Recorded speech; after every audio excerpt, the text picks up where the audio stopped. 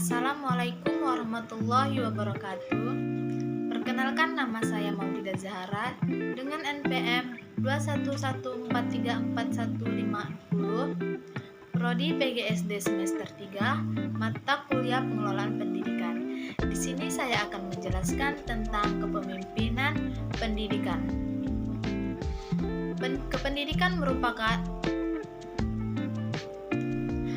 Kepemimpinan pendidikan adalah kemampuan untuk menggerakkan pelaksanaan pendidikan sehingga tujuan pendidikan yang telah ditetapkan dapat tercapai secara efisien dan efektif. Kepemimpinan pendidikan adalah pemimpin pada suatu lembaga satuan pendidikan. Tanpa kehadiran kepemimpinan pendidikan, proses pendidikan termasuk pembelajaran tidak akan berjalan efektif. Fungsi kepemimpinan pendidikan. 1. Fungsi instruksi. Fungsi ini bersifat komunikasi satu arah. Pemimpin sebagai komutator merupakan pihak yang menentukan apa, bagaimana, apa, dan di mana pemerintah itu dikerjakan agar keputusan dapat dilaksanakan secara efektif. Yang kedua, fungsi konsultasi. Fungsi ini bersifat komunikasi dua arah. Pada tahap pertama, dalam usaha menetapkan keputusan, pemimpin kerap kali memerlukan bahan pertimbangan yang mengharuskannya berkonsultasi dengan orang-orang yang dipimpinnya, yang dinilai mempunyai berbagai bahan informasi yang diperlukan dalam menetap keputusan. Yang ketiga, ada fungsi partisipasi. Fungsi ini pemimpin berusaha mengaktifkan orang-orang yang dipimpinnya, baik dalam keikutsertaan mengambil keputusan maupun dalam melaksanakannya. Yang keempat, ada fungsi delegasi. Fungsi delegasi dilaksanakan dengan memberikan pelimpahan wewenang membuat atau menetap keputusan, baik melalui persetujuan maupun tanpa persetujuan dari pemimpin. Yang kelima, ada fungsi pengendalian. Fungsi pengendalian bermaksud bahwa kepemimpinan yang sukses atau efektif mampu mengatur aktivitas anggotanya secara terarah dan dalam koordinasi yang efektif sehingga memungkinkan tercapainya tujuan bersama secara maksimal. Selanjutnya, ada tipe-tipe kepemimpinan. Ada gaya kepemimpinan partisipatif dan atau demokratis.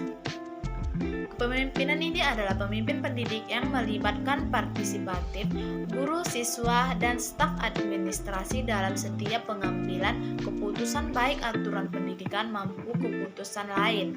Yang kedua, ada gaya otoratik. Gaya kepemimpinan pendidikan yang otoratik sangat mengesampingkan peran serta kemampuan guru, siswa, dan staf administrasi dalam setiap kebijakan yang ditempuhnya. Yang ketiga, ada gaya kepemimpinan laissez-faire.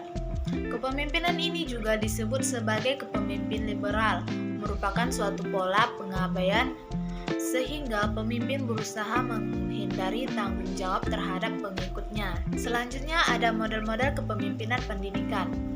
Yang pertama, kepemimpinan manajerial, yaitu fokus seorang pemimpin adalah melaksanakan tugas pokok yang fungsinya dengan kompetensinya, atau otoritas dan pengaruh bersifat formal, hierarkis, dan birokratis.